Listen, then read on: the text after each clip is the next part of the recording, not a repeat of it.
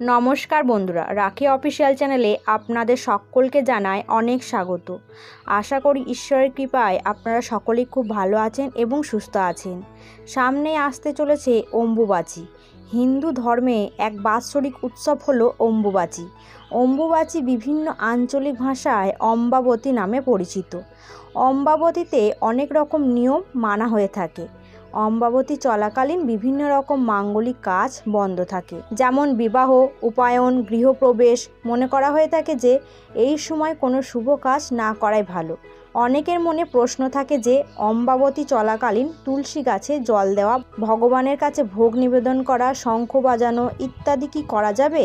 তো বন্ধুরা, আজকে আপনাদের এই সমস্ত প্রশ্নের উত্তর দেব এই ভিডিওটির মাধ্যমে, তাই একদম ভিডিওটি স্কিপ করবেন না। তো বন্ধুরা, সর্বপ্রথম জেনে নেওয়া যাক অম্বাবতী কবে পড়েছে।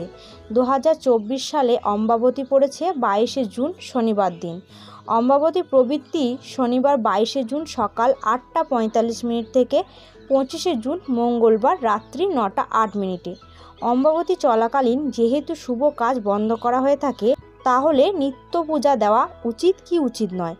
অনেকে আছেন যারা কৃষ্ণ মন্ত্রে দীক্ষিত, তারা কি গোপাল সেবা করতে পারেন কি, এমন অনেকের মনেই প্রশ্ন থাকে। তাই তাদের উদ্দেশ্যে বলি, অম্বাবতীর সঙ্গে জড়িয়ে থাকে নানান রকমের আচার অনুষ্ঠান।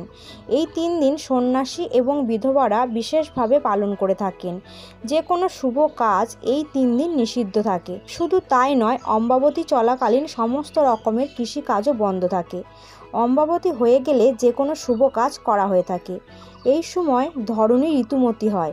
এই সময় বাড়িতে তুলসী গাছ একদম লাগাবেন না, তবে বাড়ির তুলসী গাছে অবশ্যই জল দিন। এই সময় নিত্যকর্ম হবে, কিন্তু কাম্যকর্ম হবে না। জগন্নাথ দেবের রথযাত্রা এই দিনে পড়লে তার নির্দিষ্ট নিয়ম মেনেই পালন করা হয়ে থাকে। আমরা ঘরে যে নিত্য পূজা করে থাকি তা এই সময় করা যেতে পারে। প্রতিদিন নিত্য পূজার মধ্যে যা যা পড়ে তা আমরা এই সময় করতে পারি, তাতে কোনো রকমের কোনো বাধা নিষেধ নেই। পুজোর পর যে শঙ্খধ্বনি বাজান তাও করতে পারেন। তুলসী তলায় রোজ সকালে জল দিয়ে যেমন পূজা অর্চনা করে থাকেন, তেমনি নিত্য পূজা সন্ধ্যা আরতিও করতে পারেন, তাতে কোনো রকমের কোনো অসুবিধা নেই। যারা পটে পুজো করে থাকেন তারা পটগুলিকে একটি লাল কাপড়ে ঢেকে রাখবেন। এই সময় কোনো মন্ত্র উচ্চারণ করবেন না, ধূপ ধুনো ফুল দিয়ে পূজা করলেই হবে। এই সময় কোনো মূর্তি বা পটে স্পর্শ করবেন না। অম্বাবতীর সময় পার হলে আচ্ছাদন খুলে আসন ধুয়ে দেবীকে স্নান করিয়ে আগের মতোই যেমন পূজা করেন তেমন করতে পারেন। শুধুমাত্র কালী, জগদ্ধাত্রী, দুর্গা, বিপত্তারিণী, শীতলা ও চণ্ডীর মূর্তি বা পটের ক্ষেত্রেই প্রযোজ্য। নিত্য গোপাল সেবাও করা যাবে। এই সময় জপও করতে পারেন।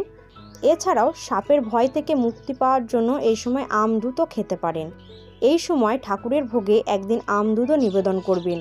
এই সময় ঠাকুরকে ভোগ নিবেদন করলে কোনো রকমের কোনো দোষ থাকে না। তো বন্ধুরা, এই সময় ঠাকুরের নিত্য সেবা, উলুধ্বনি, শঙ্খধ্বনি, তুলসী গাছে জল দেওয়া ইত্যাদি নিত্য কাজ করা যাবে। এই সময় দেবীদের মুখ দেখা নিষিদ্ধ, তবে আপনারা লাল কাপড়ে মুড়িয়ে রেখে প্রদীপ, ধূপ ধুনো ইত্যাদি দিয়ে পূজা করবেন।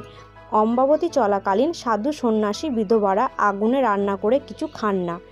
এই সময় তারা ফলমূল খেয়ে থাকবেন, বা অম্বাবতী হওয়ার আগের দিন কিছু রান্না করা খাবার তারা খেতে পারেন।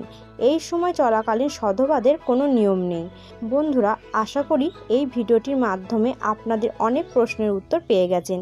ভিডিওটি ভালো লাগলে অবশ্যই চ্যানেলটিকে সাবস্ক্রাইব করে পাশে থাকবেন।